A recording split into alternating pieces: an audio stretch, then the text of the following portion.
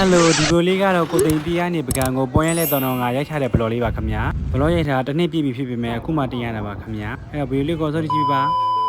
အဲ့တော့ကိုသိန်းထွန်းချိုက်မဲ့ဘာညာနဲ့လောက်ထားတာပါအဲ့တော့မ join လဲရပါဘူးရိုက်တော့ရိုက်ထားပါလ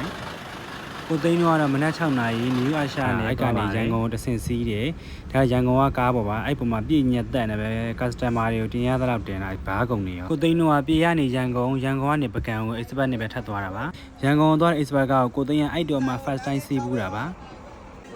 ပြောရင်လည်းခမ်းမှာပဲညာပိုင်းတစ်ဖြက်စားဖို့လေးနားပြီးတာပါအဲ့မှာလေကျွန်တော်အားနာလို့လေထမင်းမစားတော့ဘူးလို့ဈေးကြီးမှဆိုလို့ဆိုပြီးမှလေဘာစားလိုက်လဲဆိုတော့ထမင်းစားတဲ့လူကလေ6000လောက်ပဲကြာပြီးတော့ကျွန်တော်ကကြတော့ခောက်ဆွဲစီချက်မှားလိုက်တာပေါ့နော်အဲ့ဒီဟာ1000နဲ့ဘယ်လောက်လဲမသိဘူးကြာတယ်ကျေးဇူးပါပြီးတော့ကားပေါ်ဘာညာရောက်ပြီပေါ့နော်တညာတော့ APP တော့မနေ့မိုးလင်းတော့ဒါကျွန်တော်ပကံကိုဝင်ပါပြီရှူရင်းလေးကတော့အညာဒေတာလေးဆိုတော့တိတ်ကိုလှပါတယ်ခင်ဗျာဒီတော့ဒါကတော့နေထွက်ချိန်လေးမှာကျွန်တော်အမိရလေးရိုက်ပြီးထားတာကိုသိန်းတို့အဲ့တော့သွားတော့ပတ်ကိတ်နဲ့သွားတာမဟုတ်ပါဘူးကို့အစီအစဉ်နဲ့ကိုသွားတာပါအဲ့ဒီတော့နေချင်တဲ့လောက်နေလို့ရပါတယ်ပြောစရာကြီးပါအေးစပတ်ကသူတို့ကားကမှပဲပကံကားကမှပဲရက်တာပေါ့နော်အဲ့ဒါကျွန်တော်တို့ကားထက်ငှားပြီးတော့ကျွန်တော်တို့ဟိုတယ်ဘိုကင်လုပ်ထားတဲ့နေရာလေးကိုသွားပါတယ်ဒါကတော့လမ်းတစ်လျှောက်ကထမ်းမင်တော်လေးတွေပါဒါတော့ကိုသိန်းလေးတစ်ဖြက်ပေါ့နော်နှားတယ်မလားကိုသိန်းတို့ဘိုကင်လုပ်ထားတဲ့ဟိုတယ်ကတော့တရွေ့စနာဆိုတဲ့ဟိုတယ်လေးဖြစ်ပါတယ်အဲ့ဟိုတယ်ကတော့ပကံမျိုးတစ်ဘက်မှာရှိတာပါတိတ်တော့အဆင်မပြေပါဘူးအဆင်မပြေဘူးဆိုတာဘုံမျိုးတဲကိုသွားတာအရန်ဝေးတာရဲ့ဒီလိုလေးရေးပေးထားတယ်အဲ့မှာစားပစ်ပေးတဲ့လူတွေအကုန်လုံးကလေယောက်ျားကြီးတွေကြီးပဲတယောက်မှမိန်းကလေးသူတို့ကလေကျွန်တော်တို့အသေးချာချာတော့ဂရုစိုက်ပေးပါတယ်မိဘတပွဲပဲဒီလားအဲ့မပြန်လာလို့ရှိရင်လည်းစောင့်ပေးတယ်အဲ့လိုမျိုးအမှန်နေအများကြီးတော့ထားပေးထားတယ်ရောက်လီယာရက်မှာမှန်နေရှိရသေးလားအဲ့ဒီဟိုတယ်လုံးမှန်နေတဲ့နေမွဲမလားမသိဘူးအဲ့ဟိုတယ်ကရေကူးကန်လဲပါတယ်မစိုးပါဘူးကျွန်တော်တို့အဲ့တုန်းကတဲတုန်းက9000လား6000လားမျိုးတေချာတော့မမှတ်မိတော့ပါဘူးခင်ဗျာဘလော့ရိုက်ထားတာတစ်နှစ်ကြာလာပြီဆိုတော့လေအခုမှတင်ပြတာစိတ်တောင်ဆုံးနေတာအခုမှတင်ရတာမို့လို့မကြိုက်ဆုံးအချက်တစ်ချက်ကတော့အဲ့အခန်းထဲကလိုက်ကာတွေပါပဲဘယ်ရလိုက်ကာယူတက်ထားလဲမသိကြည့်ပြီးတော့လေကြီးတော်ကြီးရှိရာရွာကိုရောက်သွားသလိုပဲခံစားရတယ်ပြီးတော့နောက်တစ်ခုရှိတာလေတစ်ခန်းလုံးကအဲ့မီးသီးတစ်လုံးမှရှိတယ်အခန်းကတော့အလစ်တဲလေးကျင်းပါတယ်မမတို့ကတော့အဲ့အောက်မှာနေပြီးတော့ကျွန်တော်ကတော့အဲ့အပေါ်မှာနေပါတယ်အဲ့ပေါ်မှာမီးသီးလေးတစ်လုံးတော့ထပ်တော့ရှိသေးတယ်ကျေးဇူးပါထည့်ပေးထားလို့ပကံအောင်ရောက်လို့အကုန်လုံးပြင်ဆင်ပြီးရတဲ့စတင်ပြီးတော့ထွက်ခွာပါတယ်အီးဘိုက်လေးတွေတွေ့လားအီးဘိုက်လေးတွေ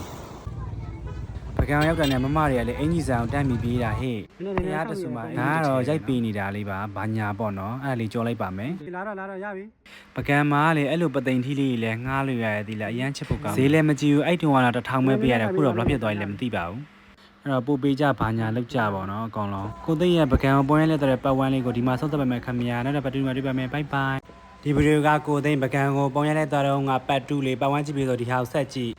ပထမဆုံးအဖေရောက်သွားတယ်ဖះနာမည်တော့မသိဘူးအရှိရရိုက်တယ်ပြီးတော့အနောက်ကရိုက်တယ်ကိုရပြီဆိုတော့အမကိုရိုက်ပေးတယ်သူ့လည်းအတူတူပဲရှေ့ရတစ်ခါရိုက်တယ်လှဲခိုင်းတယ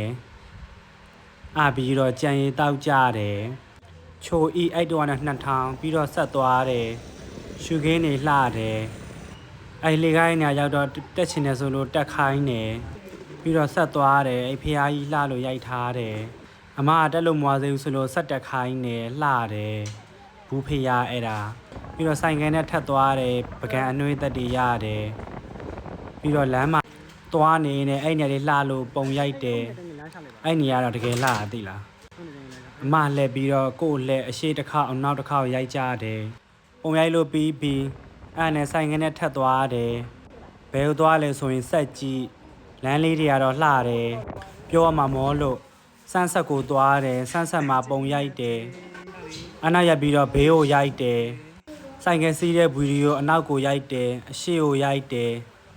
်ပြီးတော့လမ်းလေးလျှောက်တယ်ပကံပြူးလေးလှတယ်နေဝင်တဲ့အချိန်လေးမှာအဲ့လိုရိုက်ပြီးတော့ဒီနေရာဒီလိုရှူခင်းလေးလည်းအရန်လှတယ်ဗီဒီယိုတက်တင်ပေးမယ်ဒါပြီးတော့အိမ်ပြန်လန်းလေးလှတယ်တနေ့ကုန်နန်းလို့ပြီးဆိုအိမ်ပြန်มาတော့မယ်စီးစာလေးကိုကြည့်လိုက်ပါနောက်ထပ်ပတ်3မှာတွေ့မယ်ဘိုင်းဒီဗီဒီယိုကကိုသိန်းပကံပွဲလဲတာတော့ငါပတ်3ပတ်2ကနေပတ်1ကိုထပ်သွားချီပထမအောင်ဆုံးအဲ့မှာလက်သေးဒန်းဆိုးတယ်မာဆိုးတယ်ပြီးကျွန်တော်ဆိုးတယ်ပြီးနောက်ထပ်အမတယောက်ထပ်ဆိုးတယ်ဘလော့မှာလည်းပြောချင်တော့ဘာပြောလို့ပြောမှမသိဘူးအဲ့ဒါမှသွားတယ်အဲ့ဖေရားကိုမှန်ကြီးနဲ့ဖေရားကိုရောက်ဤပုံလေးတွေရိုက်ကြလမ်းလျှောက်ကြကျွန်တော်ရိုက်ပြီးအမားရိုက်လို့ဝါရနောက်ထပ်ဖေရားတစုထပ်သွားအဲ့မှာနာမည်ကြီးတဲ့နေရာကိုသွားအရှိရိုက်ပြီးတော့အနောက်ရိုက် သူရိုက်ပြီးတော့ကျွန်တော်အရှိရိုက်ပြီးတော့အနောက်ကိုထည့်ရိုက်ပြီးတော့အိုင်လန်အရန်လာအီးဘိုက်စီးတယ်ပြီးတော့အမကသူပြေးချင်တယ်ဆိုတော့ပြေးတယ်အဲ့ပြီးတော့မောလို့မုတ်စားကြတယ်အမ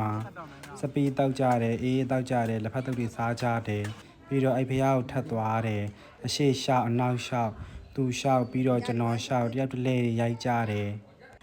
ပုံရိုက်သွားတာ2ယောက်ဆိုတော့လေတယောက်ကအမြဲမပါတာသူဖုန်းနဲ့သူအမြဲရိုက်နေကြမှုလို့အဲ့ပြီးတော့နားမြမျောစင်ကိုသွားတယ်အဲ့ကနေပြန်တယ်အမပြီးမင်းနှန်းသူလမ်းကြားလာအဲ့ချားကိုရောက်တယ်အဲ့ဒါအိမ်ပြန်နေပြီးလှတယ်ပြီးတော့ထမင်းစားတယ်အဲ့ဆန်အရန်ကောင်းတယ်ဟင်းနေအစုံမဲ့3ယောက်စားကိုအရန်ကိုကောင်းခဲ့တယ်ဘိုင်းဒါပဲဒီနေ့ကတော့ကိုသိန်းတော့ဗကံမနေတော့တာ day 4 part 4ပါအခုလိုလေခရီးသွားဖို့ခရီးကိုပုံရိုက်ခေါ်ခြင်းနဲ့ဆိုလဲရပါတယ်ဟင်းခရီးသွားဆိုတော့အရန်ပြောလို့လိုက်ပေးပါတယ်ခင်ဗျာဒါကတော့ကျွန်တော်တို့ day 4မှာဒီဖျားကိုအရင်ဆုံးသွားရိုက်တယ်ဒီဖျားလေးတော်တော်လေးလှတယ်ရိုက်လို့လည်းအဆင်ပြေတယ်အဲ့မှာနောက်တစ်ယောက်ကိုထပ်ပြီးတော့ကျွန်တော်ရိုက်ပေးတယ်ပေါ့နော်ကျွန်တော်တို့နဲ့တော့3ယောက်သွားကြတာပါအခုလိုလေခေါ်မယ်ဆိုလို့ရှိရင်လေကျွန်တော်တို့ဘားချက်လက်တော်တော်စိတ်ဖြစ်မယ်ပေါ့နော်ပုံလာလေးလည်းရမယ်ပျော်လဲပျော်ရမယ်တလန်းလုံးလည်းဦးတွေခွေနေရပါမယ်ကိုယ့်အကူလည်းရရသေးတယ်အမတွေလည်းရိုက်ခမ်းရတယ်ကျွန်တော်တို့ကတော့တနေရာရောက်တစ်ခါအင်ဂျီတွေလဲထမိန်တွေလဲအကုန်လုံးကိုတေချာလေးနှံ့အောင်စအောင်ရိုက်ပေးပါတယ်ခုဒီမမရဲ့လိုမျိုး2ယောက်3ယောက်စုပြီးတော့သွားမယ်ဆိုလဲတအားကိုတက်တာတဲ့ဈေးနှုန်းလေးနဲ့ရမှာပေါ့နော်အဲ့တော့ခရီးလဲသွားပျော်လဲပျော်ရပုံလှလေးလည်းရခရီးသွားလို့ပုံမလှလို့စိတ်ညစ်စရာမလိုတော့ဘူးပေါ့နော်ပြီးတော့အရန်ရှည်သွားမှာဆိုလို့ဒါကတော့ညစာလေးစားတယ်အရန်ကောင်းတဲ့အဆိုင်လေးရလေးမစိုးပြီးတော့ဟိုတယ်မှာပြောတော့ရေလေးပါလေးကူးတယ်နောက်တစ်နေ့မနေ့ပြန်ရတော့မှာဆိုတော့လေအဲ့တော့ပြန်ပါပြီခင်ဗျာ bye bye see you next vlog